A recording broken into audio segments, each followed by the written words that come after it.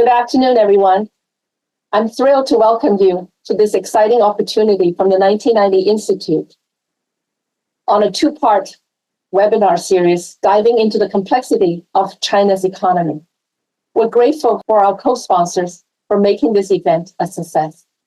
Today, we're setting the stage for the first session on China's economic transformation, policy challenges, and domestic impact. Now, you might wonder, why should this matter to you if you're a high school educator or student? Well, let's break it down.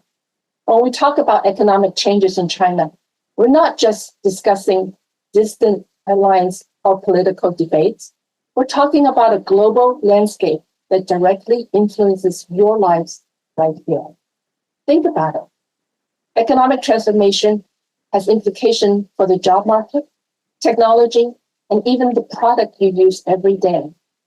The policy shaping China's economy today can affect international relations, drive global markets, and influence culture exchanges. This is more than just theory. It's about understanding the interconnected world we live in. During our first session, you'll hear from experts like Susan Shirk, a leading authority on U.S.-China relations, and Wang Feng, a noted sociologist. They'll share insights, not just about numbers and policies, but about real-life challenges like unemployment and raising debt that you can resonate from your own experiences. We also welcome Dube from the University of Southern California China Institute to help moderate our conversation and Q&A session.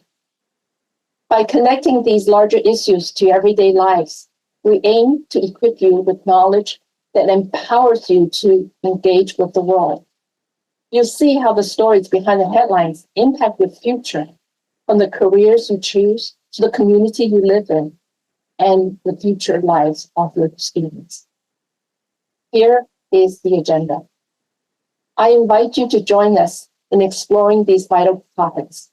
Let's gain a deeper understanding of China's economic past, present, and future together. There will also be poll questions for you to participate in.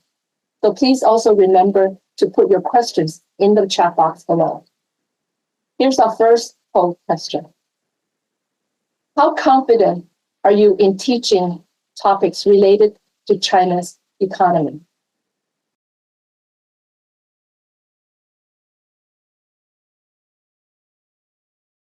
First up is Professor Wang from the University of California, Irvine, to present on China's economic boom and its aftermath. Professor Wang. Good evening, everyone. Let me put on the slides. Well, in the last 4 decades, the world has seen one of the most consequential economic transformations in, I would say, much of human history, because 1/5 of the population on Earth has left behind a life of scarcity and oftentimes starvation, and moved into a society that's quite abundant materially. And China's rise, economic rise, has not only changed the lives of 1/5 of humanity, but also profoundly affected the global economic and the political order. Many books and articles have been written, and more will be written on what has happened and how did this happen. So what I want to do in the next 20 minutes or so is just to share some aspects of this spectacular journey, and a journey that has yet to complete. Oftentimes we use a measure like the GDP, the gross domestic product, to measure the economic power of a country or nation. And then the bottom line is China from 1976 to 2023. And the top line is the United States. If we begin with the top line, Over the last 4 decades or so, the United States has more or less stayed the same, slightly, the share is slightly smaller. But look at China. It was less than 2.5% in 1976, the year Mao Zedong died. And now it's about 17%, right? So this is a spectacular way to look at how the world has changed. But this is only a measure looking at the GDP measured in what is called the current US dollars. If we look at the one on the right, and which is the GDP measured by purchasing power parity, that is to take into consideration of price of cost of living. We actually see a somewhat different picture. It's quite different picture. That is about 10 years ago. This is according to the World Bank. About 10 years ago, the share of China's economic output controlling for price already exceeded the size of the United States. In other words, China, depending on what you look at, became the largest economy, not today, a decade ago. Okay. So how did China get here? And when we look beyond the abstract numbers, such as the ones I just gave you, the change in life is just incredible for those who have lived there and who have visited there, like Professor Shirk. I want to bring your attention to this 5 years. So in the late 1970s to mid 1980s, Chinese population started to be fed much better, right? We're looking at something like grain output per person. It was 30% in 5 years. Pork, meat, 60%, and then other measures as well. And if we look at other measures for those who have been to China, two numbers stand out. One is a dairy product consumption, right? 90% of the Chinese population are lactose intolerant. And now they are the largest cheese importer in the world. And just in 5 years, between 2000 and 2005, per capita milk product consumption rose to 20 kilograms per person.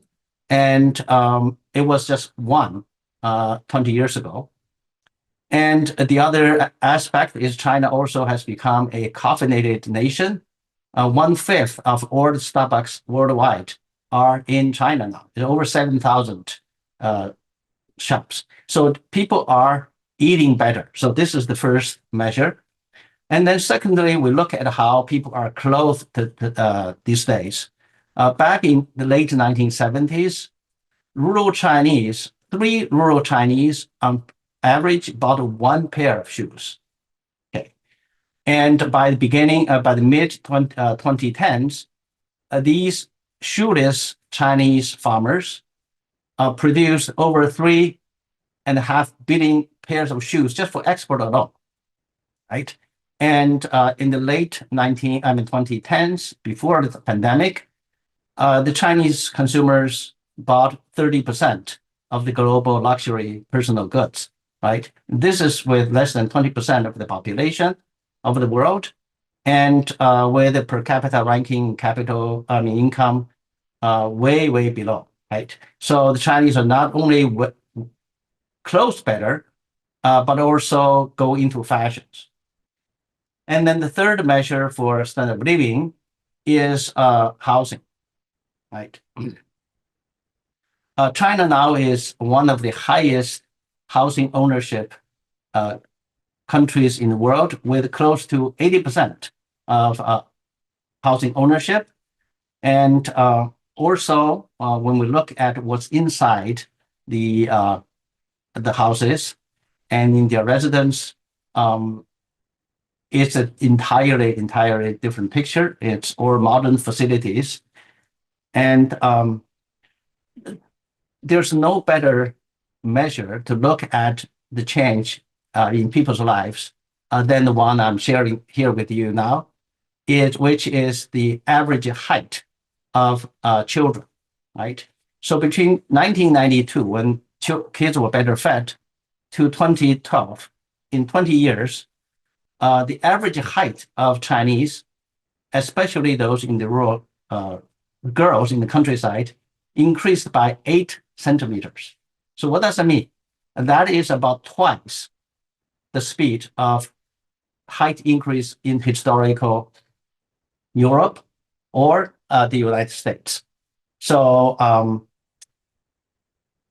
this is really the best measure of looking at how a nation has changed. And what's really remarkable is the greatest change are among rural girls. The last one here, right? Look at the gap here.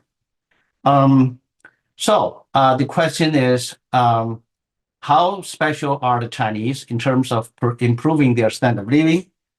It's quite similar to people around the world. They began with better diet and better housing and better transportation, automobiles. And then lastly, is overseas trips. In the last 10 years, before the pandemic, the number of trips overseas by Chinese citizens increased sevenfold. And so we're really looking at a country that's not just consuming domestically, but also globally. The question is, how special is the Chinese process to prosperity? And we look at a very important change, that is the share of the population who moved into cities, who moved out of farmland from the countryside. And so this is what happened between the 1980s and now. It's the share of the urban population rose from about 25% to right now actually close to 70%. And it's during this process that the per capita income increased by more than tenfold. You can imagine in terms of the hourly wage, a farmer's hourly wage is no comparison. It's not calculable compared with a migrant worker laying bricks. I'm talking about hourly wage. That's why you see this tenfold increase in income when population moved from rural areas to cities away from farming. Is China special? If you look at China's neighbor, South Korea, and again, this was earlier, a couple of decades earlier from the 1960s to 1980s. South Korea also underwent a urbanization, industrialization process, and the per capita income during those decades rose even more than the Chinese case, 13 times. And then you look further in Japan, again, you see the urbanization process, and then you see the rise in per capita income about 10 times. So in this regards, the general narrative we hear is how special China is, right? How China is different from others. But by looking at how people moved up in their standard of living, and then the larger picture that China is not that special in this general sense. But in the case of China, it has its own characteristics. Specifically, we don't have time to go into here too much, is much of the early industrialization occurred in the countryside in the form of township and village enterprises. This is because of the migration control in the Chinese case.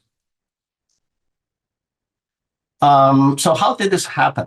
Now, I share with you this artwork from Netsu Museum in Tokyo. It's the blind man, blind people touching the elephant. So you see the big elephant there, and then small people around. There are many explanations, right? one way to look at this is how lucky China was with this massive number of rural people moving out. And in the aftermath of a devastating decade of chaos of the Cultural Revolution, which deepened the material scarcity, but also created a political stage for a leader like Deng Xiaoping to be able to shift China totally away from the socialist planned economy. One could argue without the devastating Cultural Revolution, even Deng Xiaoping himself would not have been able to lead this transformation. And of course, China, like South Korea and Japan, you saw earlier, underwent this historical transformation from farming to non-farming. And in addition, China also enjoyed a very favorable international environment. So China was very lucky. And there are a lot of what ifs one can ask. For instance, what if Deng Xiaoping was too tired in 1992 after the 1989 Tiananmen massacre? He did not go to Shenzhen, right? China would have been on a very different route. What if Deng Xiaoping had not basically secured 2 decades of leadership? And we saw in the after 1989, what if China did not succeed in the negotiation to enter WTO? So there are many. What if the 9/11 had not happened on the soil of the United States? So there are many international and domestic opportunities that China has benefited, and then got China to the current place. And I gave you some examples of how China has transformed economically. And then there are 3 measures that we can look into.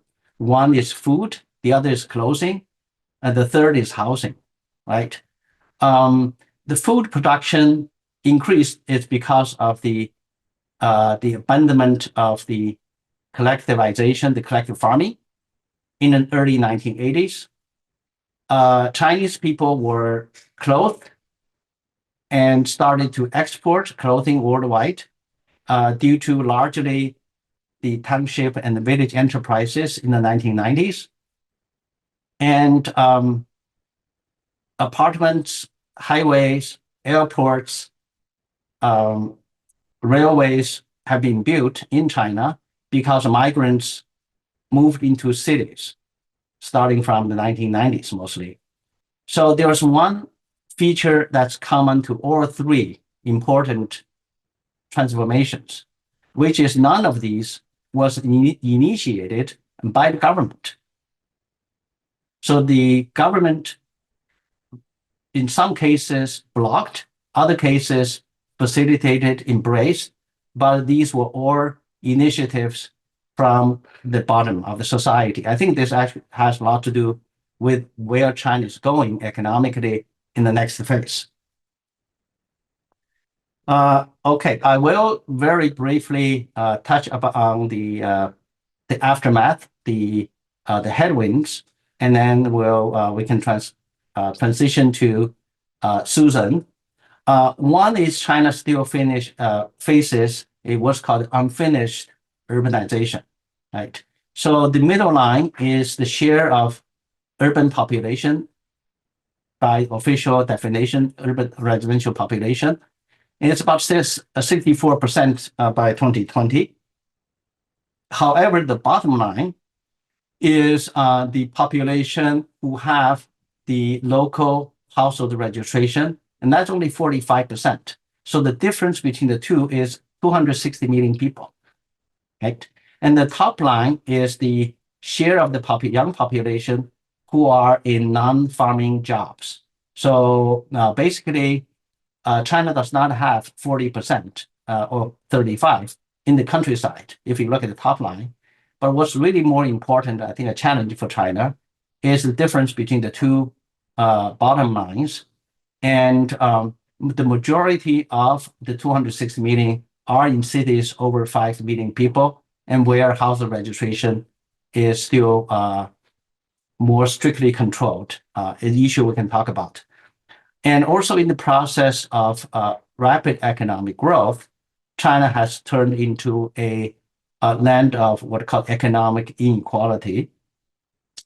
China has only 30, 40 years of a capitalist experience. The wealth inequality measured in China now is approaching that in the United States. So it's no longer just income inequality, but wealth inequality, which has much greater implications. And of course, this is, again, most people know, China has a rapidly aging population, and that is posing all sorts of additional challenges from the economy to government spending. And last but not the least is the return of the state control. If there are lessons we can take from the economic miracle in China, one lesson we can learn is how the local initiatives, not state control, that led to where we're now. I want to end with a couple of notes of what happens and in other countries. For Japan, after its urban population reached over 75%, and after the rapid growth period, its GDP averaged about 1.5%. Okay, and for South Korea, its GDP dropped to less than 3%. Okay, so what I'm referring to here is now all rapidly growing economies would enter a period of slower growth. And China is not in position to defy this, what we call the gravitational forces. That's declining capital return, the demand for technological innovation, and social benefits spending. These are all natural processes occurring to all middle to high income societies, and China will not be able to stay away from those. And in other words, the economic slowdown we are seeing in China largely is due to what these natural forces of economic growth. And China is dealing with a complex economy rather than a rather simple economy earlier on. So what comes next? And Susan will tell us. Clearly, China is has not collapsed, which we can all see. But Xi Jinping is also doubting the China peak theory, right? So I think with that, I finish my quick walkthrough of the economic miracle of China and the challenges it faces ahead. Thank you. Wow. That was a lot of information for us to absorb, but thank you very much, Professor Wang. Here is our second poll question. Which topics about modern China do you include in your teaching?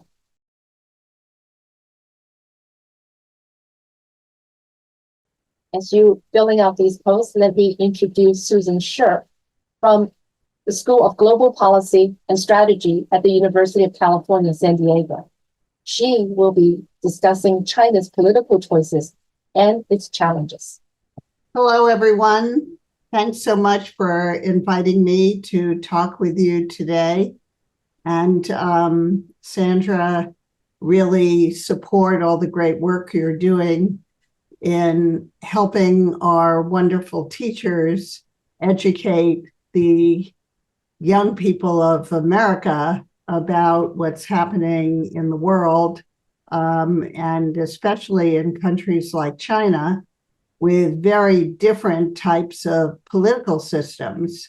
And right now, China and the United States have a very difficult relationship with one another. There's a lot of mutual suspicion and mistrust, and the risk of actual military conflict. So having a better informed public that appreciates the history of China, including modern history as it's been described by Professor Wang Feng, as well as ancient history, I think is very, very important, because there are several big points I'd like to make about the history of China's economic miracle, which is that, and I'm an old China hand. I first went to China in 1971, so I lived through this whole experience and did research and writing on China's economic reform and how the leaders of China managed to push through this dramatic change in the economic system from a Stalinist style central planning to this decentralized system that allowed the energies and entrepreneurship of the Chinese people to flourish and improve the livelihood of the people. And at that time, I have to say that it was very exciting, this whole period of China's economic miracle. It's been such a positive story about this large country and a society that has really managed to better itself and its living standards over a period, a relatively short period of several decades. As Wang Feng points out, the pattern is not unique. It resembles what happened in Korea, Japan, Taiwan. But of course, China is a larger economy, and its impact on the global economy is much greater. So for someone like me, a China scholar, been studying China for many decades, it's really been a very positive story. But things changed in China, and they started to change not with the advent of the current leader, Xi Jinping, but actually midway in the term, the 10-year term of Hu Jintao, the previous leader of China. So, and things started changing in the economy. Economic growth plateaued somewhat, productivity plateaued, and Chinese policies became more focused on social control, control of the media, and this began right before the Beijing Olympics in 2008. And as we observed this, at the time, I thought, well, this is normal, because in China, Communist Party officials don't want any big surprises during major national events, holidays, events like the Olympics, where there will be a lot of people gathering together, a lot of foreigners coming, and they want everything to go well. So they tighten up controls over society during that period. Then after the event, typically they go back to normal until the next event. But in this case, the social control of people's movements, the control over information in the media and on the internet tightened up in about 2008 before the Olympics, and then they never loosened up ever afterwards. And at the same time, China's foreign policy behavior also changed. And we saw this especially in the provocative actions that Chinese ships and planes started taking in the South China Sea, an area where China claims the entire South China Sea. But according to international law, other Southeast Asian countries with coastlines on the South China Sea, they actually have ownership rights, sovereignty rights over those coastal waters as well. And so this is a major dispute that's been around for quite a long time, but whereas the Chinese government didn't really provoke confrontations with the other claimants in the South China Sea, but talked with them about ways to share rights to drill under the sea for oil and gas, manage fishing, and they did it they insisted on their sovereignty claims, but they managed the differences pretty reasonably. And they did it that way because they recognized that having good relations with their neighbors was more important than the small rocks and tiny islets in the South China Sea. So it went pretty well until about 2006, 7, and 8, when you started to see not just the Navy, not just the military, but civilian maritime vessels in the Coast Guard, even provinces like Hainan Island, sending ships out. And they started provoking fights with the other claimants, and not just with them, but also with the United States, which treats this area as international waters and would send its military affiliated survey vessels, intelligent vessels through these international waters. But then they found these Chinese ships and planes provoking confrontations, even with the American vessels.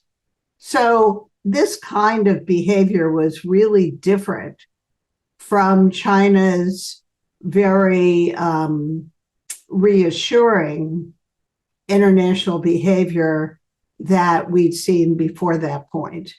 And it was a puzzle to me, and I tried to figure out what was going on and did a lot of interviewing and research.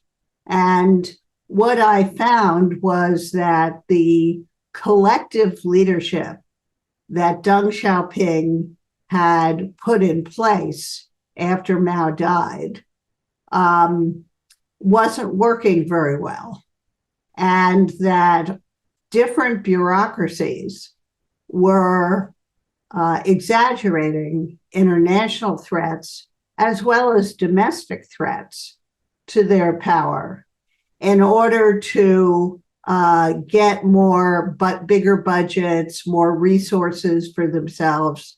And so it was a kind of bureaucratic log rolling that resulted in what I call overreach, meaning aggressive behavior or repressive behavior inside China that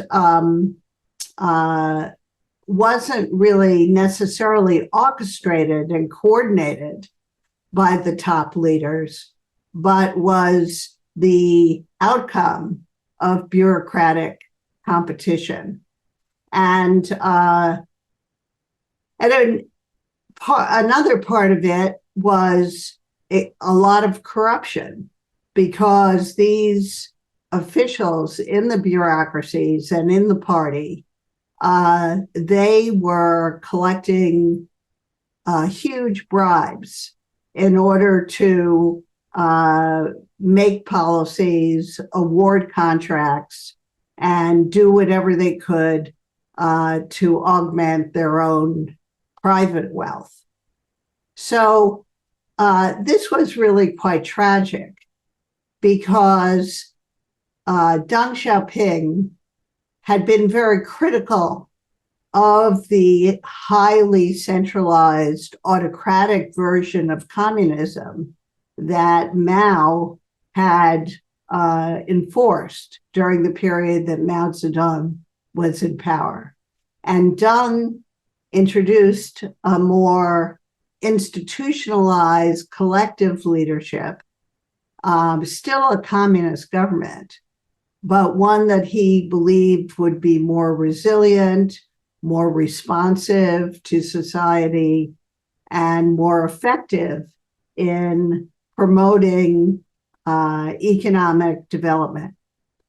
But the collective leadership under Hu Jintao led to this overreach. And so the leaders of the party selected a new leader. And by the way, part of collective leadership put in place by Deng was to have regular peaceful transfer of power at the top, which is something that other communist governments had never achieved. But after Deng, Jiang Zemin, and then Hu Jintao both retired after serving 2 5-year terms, which was really a remarkable accomplishment and led to a lot more predictability for economic and social and political life. But Hu Jintao's successor, Xi Jinping, came in. People thought he would be a more effective leader. He would continue market reforms and the decentralization, but he would clean up the corruption, and all that would be good for China, because his father had been a very well-respected, reform-minded official who was a peer of Deng Xiaoping.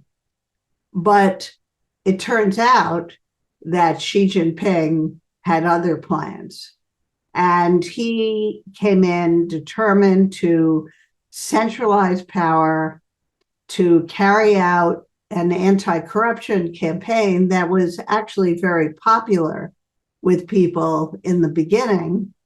But this anti-corruption campaign turned into a purge of all the potential rivals of Xi Jinping, including very high-level leaders. And that this purge has become a kind of permanent purge, which has put tremendous pressure on the whole political system, because people feel afraid to give honest feedback to Xi Jinping about the consequences of his policies.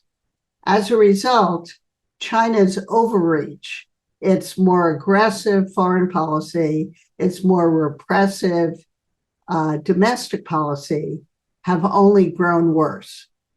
And Xi Jinping is now in his 3rd term because he tore up the rules about term limits for the top leadership.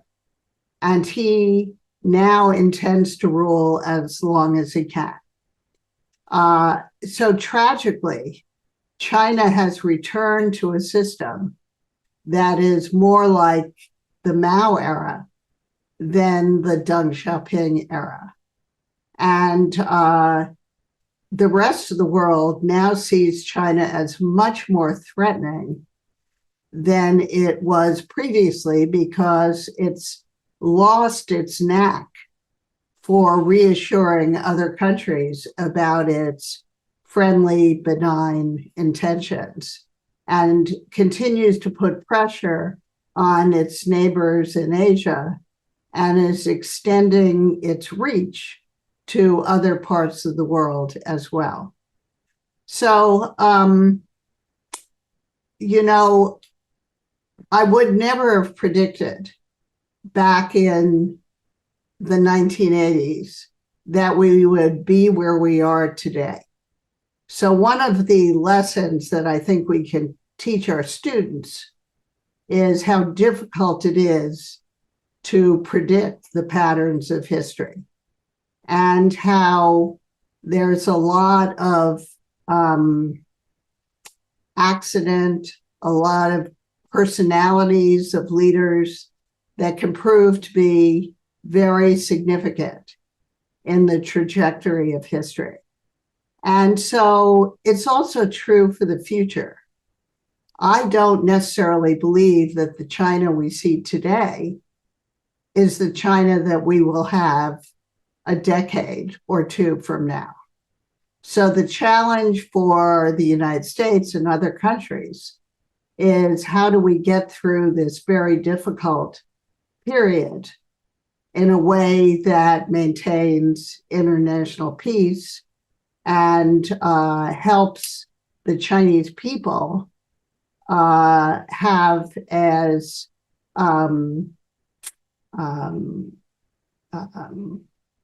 easy a time of it as possible. Right now, ever since COVID, I probably going on too long, but ever since the COVID pandemic and the way China dealt with it with these very extreme lockdowns, and then suddenly turning on a dime to let everybody out of the lockdowns with having not been vaccinated, being very vulnerable. And the reason Xi Jinping did that is because people had started to protest. So ever since then, there's been a kind of lack of confidence in the party and the leadership that is something I've never seen before in the time I've been studying China. So I don't know where it will lead, but one thing I often think to myself is, I can't predict what will happen, but when it happens, I won't be surprised. Thank you so much, Susan, for that. As they say in investment, past performance is not an indication of future results. That I think also speak to your sentiment about the U.S.-China relations.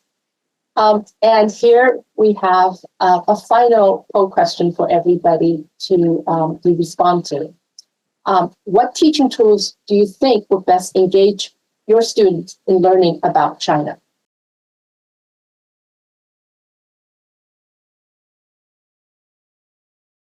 I'm very excited to welcome back Clay Dube from University of Southern California China Institute to moderate this conversation and Q&A session with our teachers.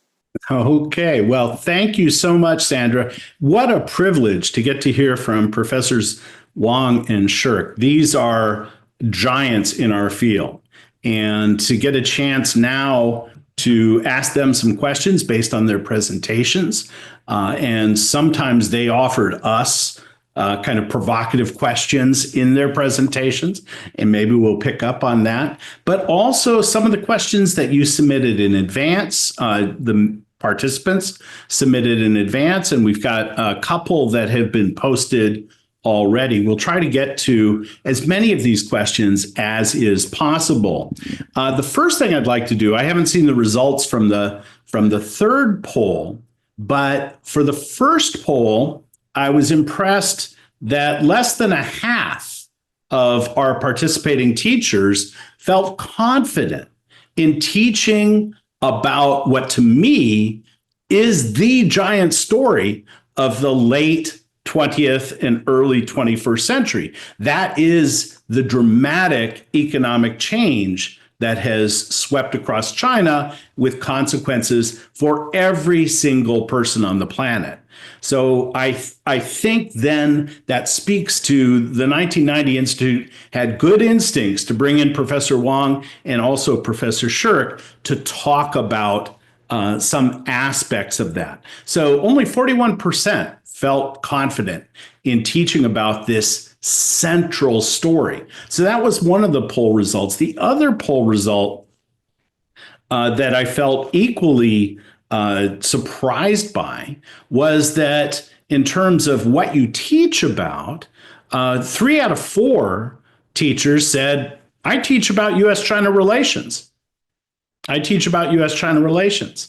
And then another, I don't know, roughly a half said, well, I teach about social and cultural change. And then way back in third place, again, was the economic story. And in a distant fourth place, technological change. So I think these things come together. And you can't talk about US-China relations without paying attention to the economic dimension, especially today. Maybe not when Susan first visited in 1971. Economics was not central, rather the Soviet Union was. And so, but today it is central. If you're looking at social and cultural change, that economic change has been the engine for this. And so it is vitally important that we get this. I'd like to begin with a question for both Feng and Susan, and that has to do with themes that they picked up a couple of times. First, the question of re-centralization of authority, reassertion of state dominance, and what that means. And so maybe you could spin that out a little bit more as to what it means in the economic realm, what it means in the domestic political sphere, the domestic social sphere, the domestic cultural sphere. Among Susan's many books is one on media and a lot of other things. So please tell us something about this re-centralization, and then maybe we can talk about some of the consequences. Well, I could give perhaps some anecdote on this. Over 10 years ago, I was stationed in Beijing at the Brookings Tsinghua Center for Public Policy, which is one of the 3 overseas centers of the Brookings Institution, which is no longer in existence anymore. Not because of me. I left over 10 years ago. But while I was in Beijing, the research agenda of the center, and which reflected what was the broad interest among scholars in China, was the reform of the state-owned enterprises. And that at the moment was a very natural topic, given that the state-owned enterprises not only suck up a lot of resources, they have lower returns, but they're also at one of the reasons for socioeconomic inequality in the country. And today you cannot talk about reforming state-owned enterprises anymore. That became a kind of a taboo subject. And if you look at the companies that made the top 30 list of the global 500, Fortune 500 Chinese companies, I think all but 1 or 2 are state-owned banks, energy companies, and construction firms. And the return of state monopoly had political had political rationale for the leadership, which I think Xi Jinping and others basically said these are our own children, right? So they treat them very nicely. And then fast zooming to today, I was actually in China just over 2 weeks ago, and a cab driver in Shanghai told me how he started his life at age 15 as a hairdresser and opened 4 shops in Enshi in Hubei province, central China, and made quick money, and then got into other businesses, started to open a restaurant during COVID, and lost 1.5 million RMB before the restaurant it was even opened. And then he went to Xinjiang just earlier this year, and to team up with a state-owned firm for construction. And he spent about 3 or 4 million RMB and got nowhere, and then gave that money, he said, was basically an introduction fee to get into the business with the state-owned enterprises. Now he's driving a taxi in Shanghai and making some money to pay the 30 plus workers he owed them salaries. So, this is just one, some anecdotes of what's happening. Anyway. It's a big story to be related in a single cab ride. But Susan. Yeah, I think back in 2013, Xi Jinping himself encouraged the writing of a major reform document, Third Plenum.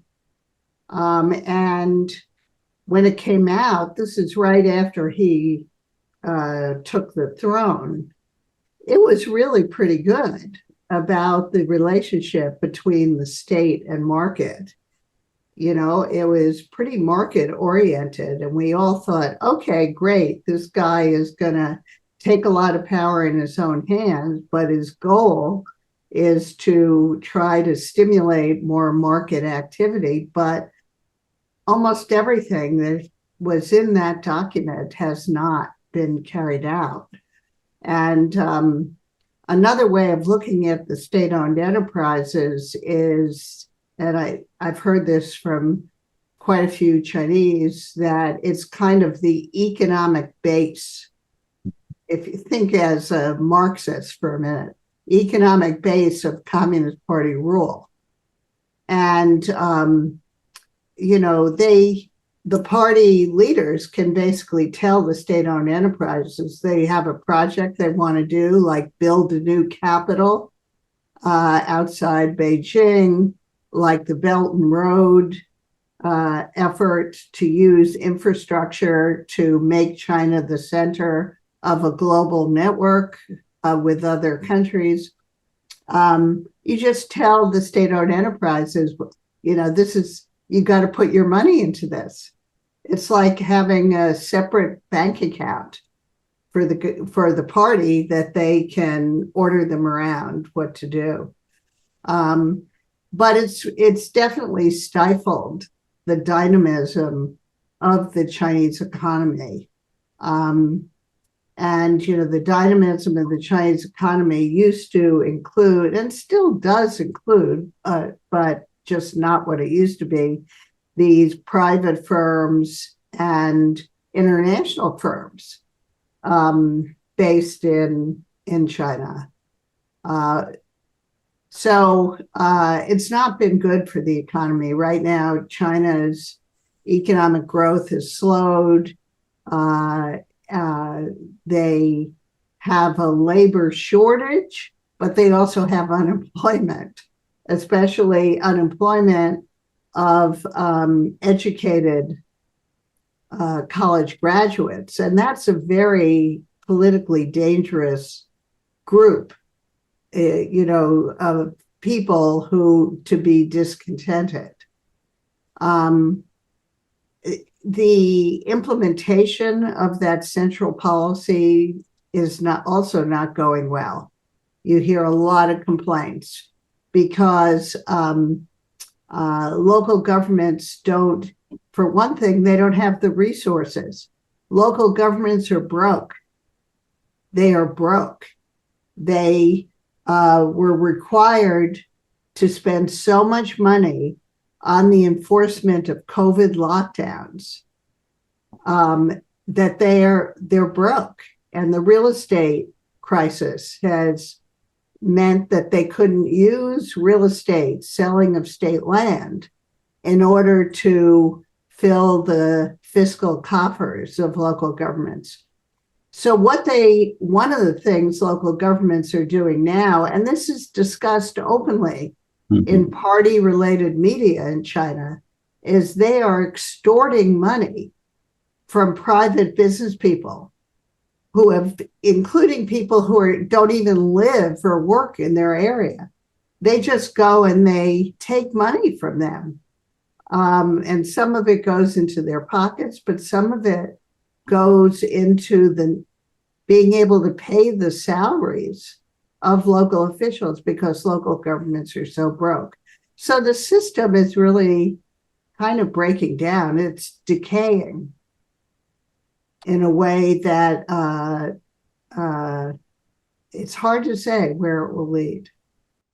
Wang Feng, you want to say something? Right. I was just checking, verifying the numbers. I think this is really the best way to capture. It's 6, 7, 8. The private enterprises, they produce 60% of China's GDP, 70% of government revenue, and 80% of employment. So I know some participants are going to ask about unemployment. So when the private enterprises, the non-state enterprises, are on the losing side, and you can think about employment, especially this large state-owned enterprises, they don't hire many people. Yeah. So 6, 7, 8, 6%, 60% of GDP, 70% of government revenue, and 80% of employment. Yeah, so that's a dramatic indication of what loosening the bounds on the Chinese economy made possible, was the expansion of this private sector that has energized it. And the most globally competitive of Chinese firms are coming from that private sector, not from the state sector.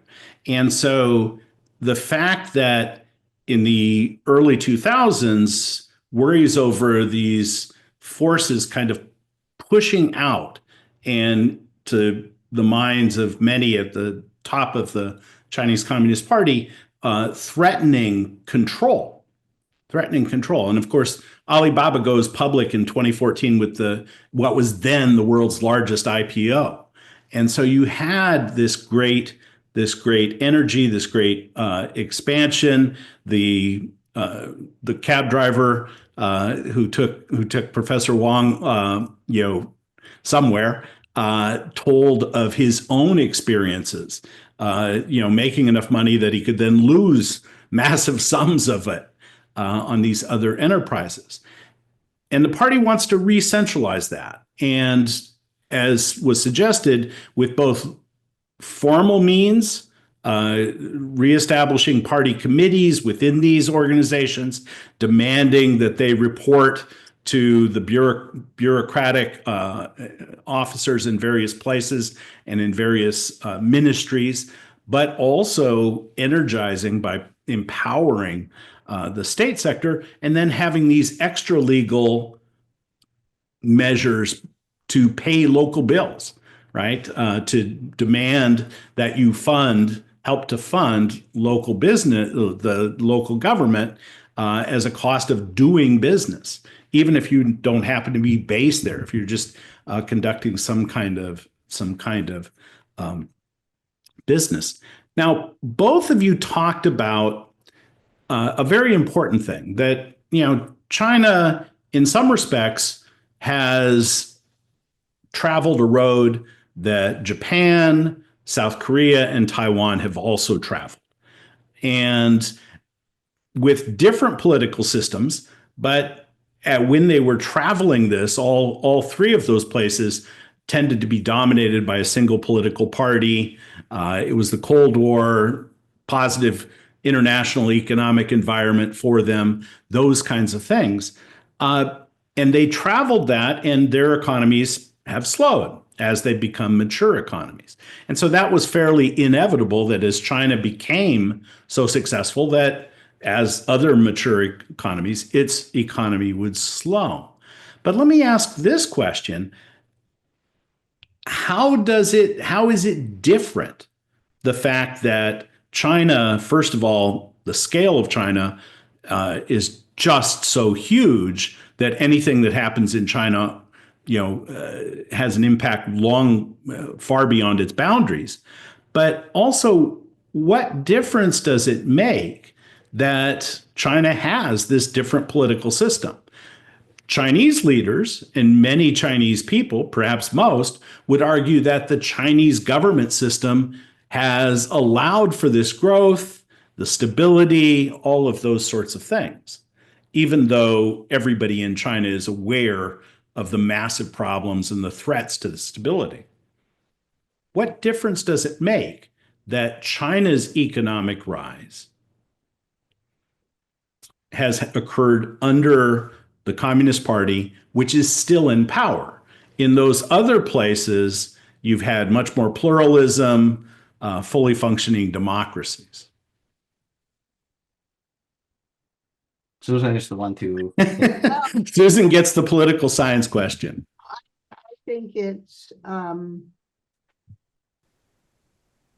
important lesson that democracy versus autocracy is an oversimplified framework. There are many different kinds of democracies, and there are many different kinds of autocracies.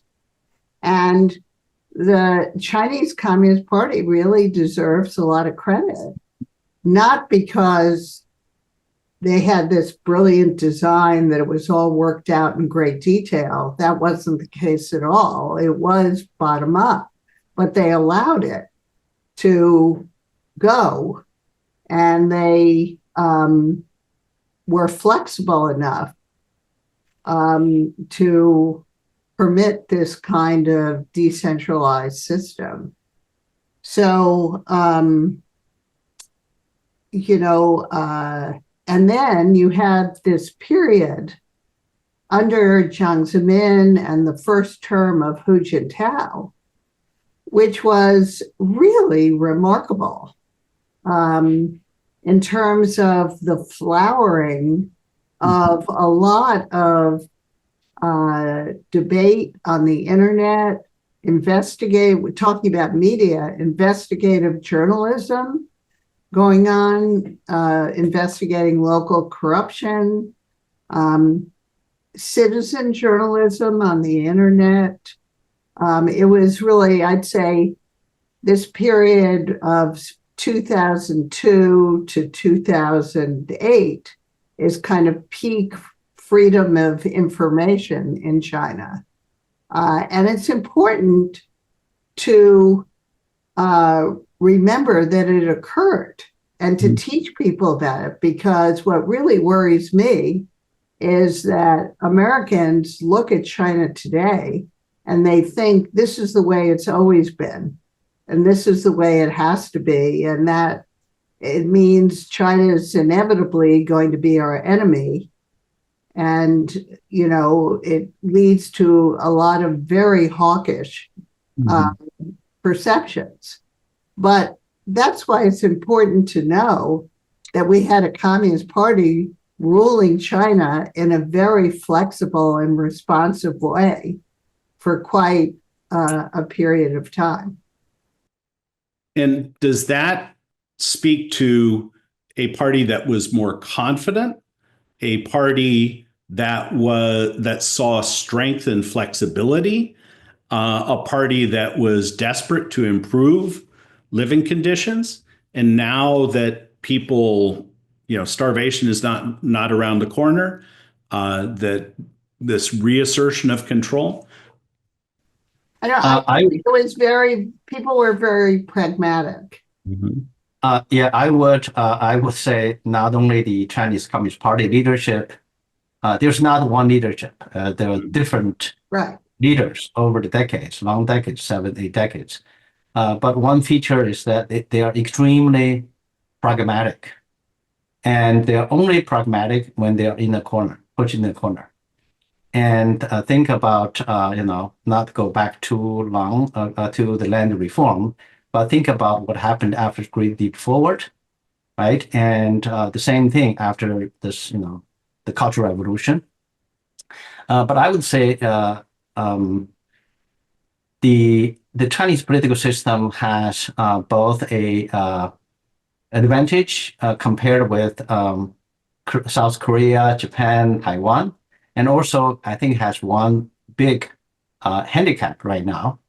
The advantage is that it's actually much more vertical and much more tightly controlled. I mean, in Japan, higher level leaders cannot just appoint the lower level cadres, right? So the officials' jobs depending on their superiors.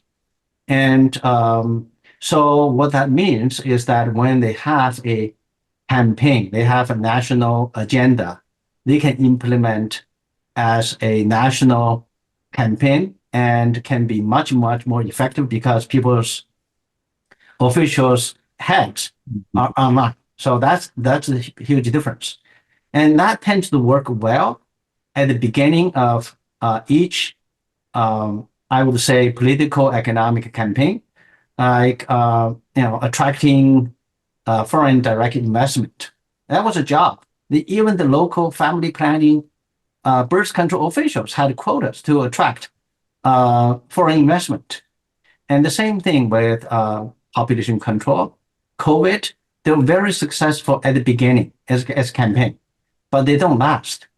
And also they are much more effective in dealing with simple tasks, like the earlier stage of economic growth, than in dealing with complex issues.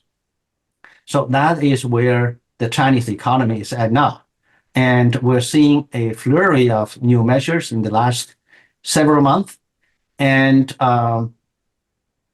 it's still, I think, needs to be seen whether they can be that effective. And I can give you one last example, then I'll shut up. The Chinese government is very concerned with low fertility, people not having birth. So they've had policies asking people to have 3 children, and nobody has taken that up, right? So this effective, highly centralized government can be very effective in certain tasks, but not always, especially dealing with things like, having children. That's a complex decision. People don't, you can't force people to do that. Yeah, especially not today where you can mandate a quota and do those kinds of things. It's a very different environment.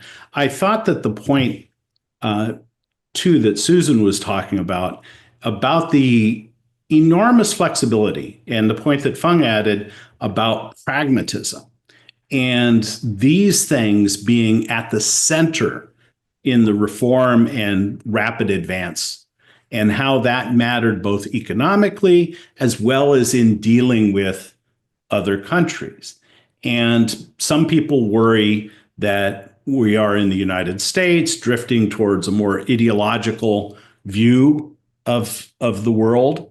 And others are saying, well, China is already there, that the reassertion of Leninist control and those sorts of things, that is moving. And it moves away from the things that were so important in the US-China relationship, but also in China's internal advance.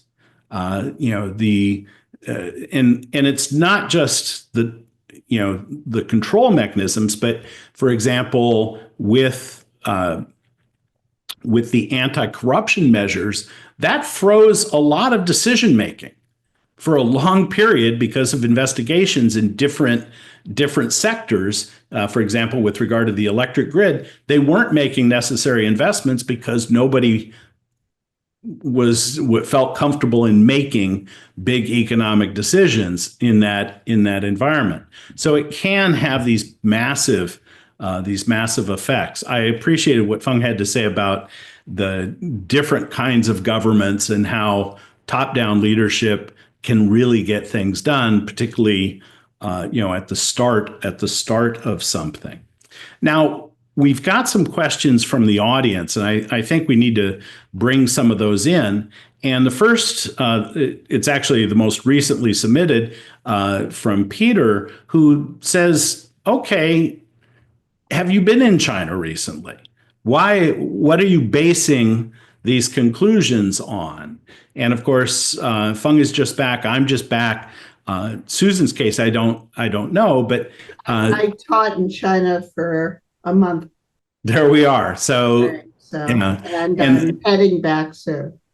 Yeah, and both are consummate consumers of information from China and have extensive networks that provide them with some information. So this is not based on an imagined China. It's based on real contact. Another question that Larry raised, and this is with regard to Susan's discussion about the South China Sea and increasingly assertive and less flexible, less pragmatic China in the South China Sea. And Larry asked, well, let's talk about this chicken and the egg. Is China's response a response to American attempts to build networks and to encircle and therefore limit Chinese flexibility? When the South China Sea was starting to heat up with these confrontations, which was actually in 2006, 7, at that time, there was not much action on the part of the United States. So which came first? The change in Chinese behavior came first. I definitely was open to the possibility that the Chinese were being reactive, responding to what they perceived as being surrounded by the United States. But the so-called pivot to Asia that was our policy during the Obama administration didn't really begin, especially in the South China Sea, until somewhat later, after the global financial crisis, around 2009, I would say. So, and that was in large part a reaction to the Chinese actions. So, but, I've given book talks in China about my book, Overreach. And, Chinese students, Chinese audiences often argue that Chinese foreign policy behavior is reactive. They're trying to preserve their security in the face of actions from the United States. So there's a lot of misperception by both sides. And certainly now, certainly during the Biden administration, there's been great strengthening of American relations with its allies and friends in Asia. And it's out in the open that we are trying to balance China's growing military capabilities because we no longer have confidence in China's benign intentions. Yeah, and the United States does this for its own interests, but also because China's neighbors, in many cases, want that presence as well. Our task today is not to focus on the foreign questions. That's to come in the March workshop. But I wanted to come back to one of the points that Susan made, and to ask it with reason, to ask Feng the same question. And that is the need for humility on all of our parts. Okay, we spend a lot of time studying these things, trying to understand them, getting a variety of perspectives, all of these things, and always have. But as Susan said, in the 1980s, who could have anticipated China with, depending on how you're counting, either the world's first largest or second largest economy, and that Chinese would be, in many cases, the most sought after tourists globally, that would be such a dramatic change. And so, we didn't see that coming. And we often forget that, that the same party that people might complain about today was the one that was in charge in terms of advancing China. Perhaps you can offer us some suggestion about things that nobody has a crystal ball, nobody can anticipate things perfectly, but that you were flat out wrong about. And so I'm asking an uncomfortable question. Susan's giving me the eye on this, but when have you been wrong? And the reason I ask is it's important for educators, including all, the 50 educators that are participating today, to be able to recognize the limits of our knowledge, the limits of our foresight. And I was wondering, Well, I think I was wrong about Xi Jinping because, I was very excited because of what I knew about his father, about the fact that he had worked in these coastal provinces where one of the main jobs of local leaders is to try to attract foreign investment, deal with foreign companies, and the private sector. So he had the profile of a reformer. So, and I think many of my friends in China and people I know in China had the same expectation. And so then the big difference was, when did you lose confidence in Xi Jinping? Because some people maintained this confidence for a little bit longer than I did. But I'd say among China scholars now, I'm kind of at one end of the continuum because I'm still a very strong advocate of diplomatic engagement with China and trying to negotiate, identify the things, the actions that China takes, especially internationally, that really harm our allies who are their neighbors as well as ourselves, and try to negotiate those differences. And I believe that we haven't tested our ability to negotiate with Xi Jinping's China enough. And most people have kind of given up. And many people in China have given up on us because they think that our policies are so implacably hostile.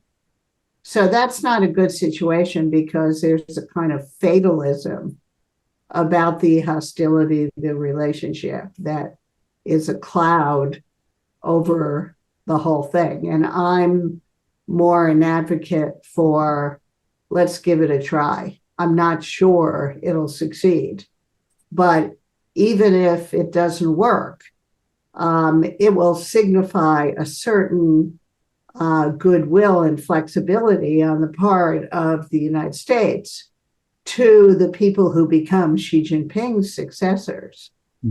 So, and that's actually the argument that I would like to make to our president-elect as well. he prides himself on being a deal maker. Let's see if we can use the threat of tariffs to make a deal rather than simply impose the tariffs at the outset. Yeah, so very much in favor of contact. And I'm interested in your experiences in saying that to your Chinese colleagues, because just recently I had a number of people who asked if I was going to be in some kind of trouble for engaging. And, clearly a misreading of the American environment, but it speaks to a sense that many have that we're locking down, that both sides have accepted this kind of odd, totally interconnected economic link and social links and all of that, but still locking down in Cold War Part 2. Feng, I wonder what you think. Well, I've had more wrongs than Susan, and but let me first say that just looking at the United States and China, these are the two largest economies of the world. Is 40% of or more of the world GDP. So if there are no collaboration and between the two countries, there'll be no world prosperity. And if there are no peace, good relations between these two countries, there will be no peace in the world. And so China is not going to go away. Mm-hmm. And so we are looking at, we have to be practical from the United States and from the Chinese side. I'm optimistic people would have to come to a census. There's no other alternative. Otherwise it's mutually self-destruction. And now, for my surprise or wrongs, the latest is when I traveled in China just last month, I was really impressed by the infrastructure that's being built just in the last 5 years. And I knew, I talked about, people eating better, clothes better, living better. I was in two provincial cities this time, away from Beijing and Shanghai. I was in Changsha and Nanchang. Changsha, last year I was in Chengdu. Chengdu has 17 subway lines. Changsha is opening its 7th subway lines. Now, the infrastructure in Nanchang as well. You look at airports, look at roads, train stations. The infrastructure that's being built up is extremely impressive, exceeding my expectations. And also look at electrical cars everywhere, saturated. Oh, yeah. And that's very different from 5 years ago. One thing, for people who travel, again, allow me to be a little loso here. When you used to wait for a taxi, like at Beijing train station, it's underground and you smell the fume from all the cars waiting.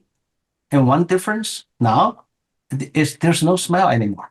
So there are a lot of, the material advances are continuing and, exceeding my own optimistic expectations. So, I've been wrong, all the time. Yeah, no, being wrong simply means you're out there, you're doing these, doing this research and looking into the future. Nobody's going to be correct. But I think the key point we wanted to make here is humility. And you highlighted one of the important things to keep in mind about China is even with the problems, you have tremendous dynamism. Here in Los Angeles, we're still hoping that by 2028 in the Los Angeles Olympics, we'll have some kind of light rail that connects the airport to the rest of the city. So, compare that with all the subway lines in Chengdu, the options in places, small centers like Wuxi and others, where you see these kinds of developments. That's good advice, I think, for all of us, to be honest about what we know, what we think may happen, and to share with our students why we think these things, where these conclusions come from. And we are so excited that 50 of you, fellow educators, have chosen to give up part of your Wednesday to be with us looking at these things. And we hope that we've given you some things to chew on. I don't know if we've increased the confidence level in teaching about China's economy, but I think you've gotten a couple of big ideas about how to convey that massive story, and perhaps to tie it to a larger story about East Asia, highlighting differences as well as similarities, but also to look at the challenges that China faces. There's not a single challenge that was raised here today that people in China don't talk about. Some of them are not talked about publicly, but many of these issues are talked about.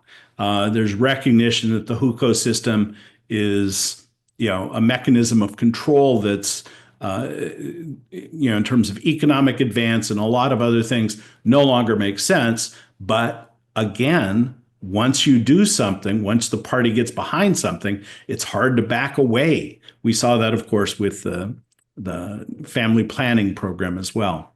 In any case, on behalf of everybody here, I just want to say to our educator participants, thank you.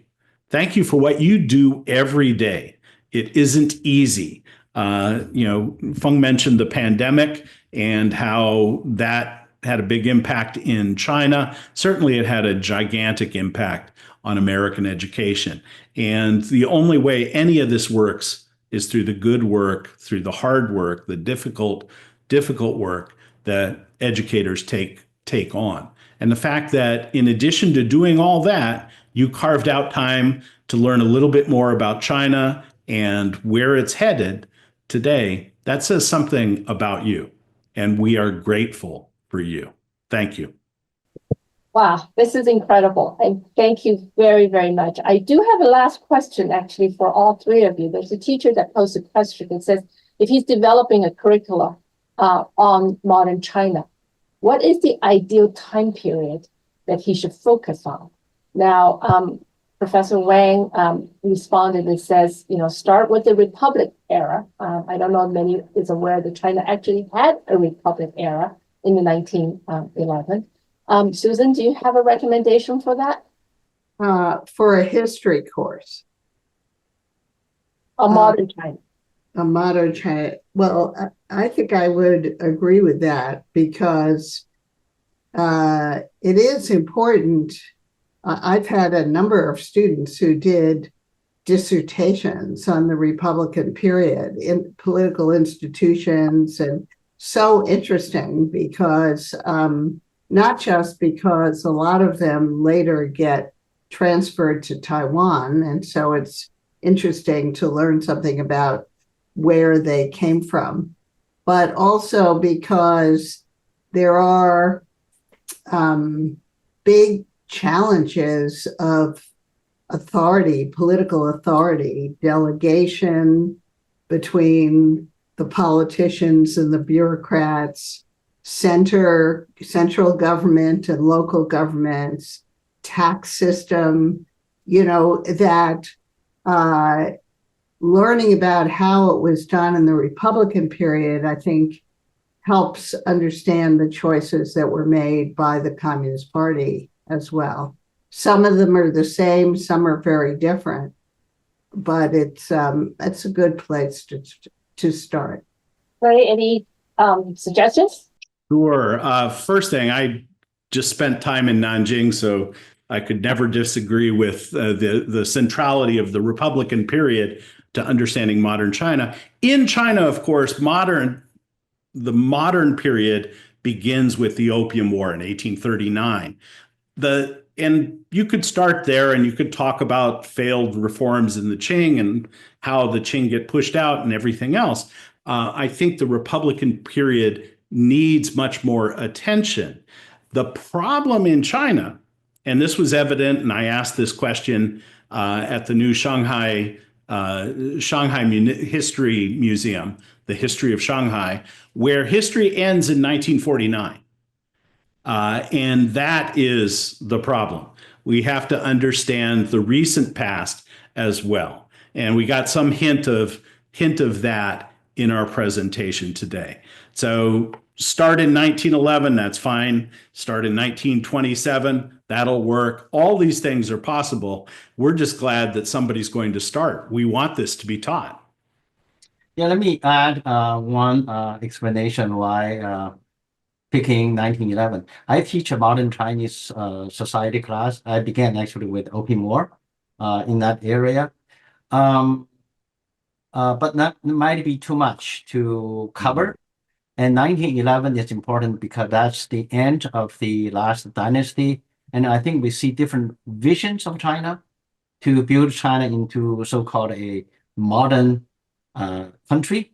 And that's the period when the Communist Party was born and how it was both influenced and differed from the Soviet Union. And that actually has laid some foundation for the understanding of the Communist Party after 1949. So without getting too much into the history or too recent, that's why I thought 1911 would be a good starting point of the beginning of the quote unquote modern China. Well, thank you everybody for your engagement, your thoughtful question, and of course to Clay, Fan, and Susan for these very thoughtful conversations. And please remember to sign up for our second part of our series, which will be on March 24, 2025, and where we will broaden our conversation to the global stage and examine the dynamic interplay between U.S. and China's economy. So stay tuned for these details. Until then, thank you again, and I hope to see you again very soon. Thank you. Thank you. Thanks, everyone.